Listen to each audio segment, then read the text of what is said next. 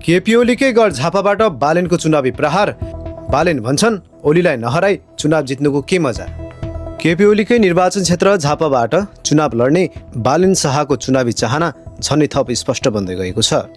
बालेनसँग निकट नेताहरूका अनुसार उनको भनाइ स्पष्ट छ, ओलीलाई नहराइकन चुनाव जितेको मजा हुँदैन। यही चाहनासँगै बालेनको भावी राजनीतिक यात्राबारे नयाँ छलफल र रणनीति तयार हुँदै गएको छ।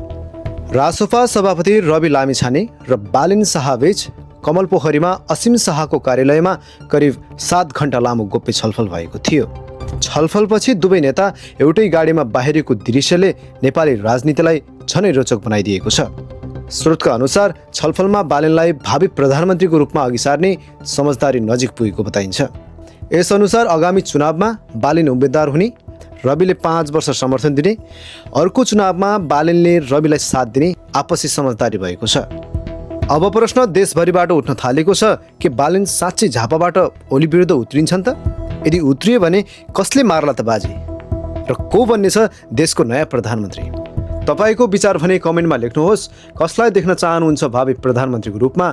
काठमाडौँका मेयर बालेन शाह या त पूर्व प्रधानमन्त्री केपी शर्मा ओली?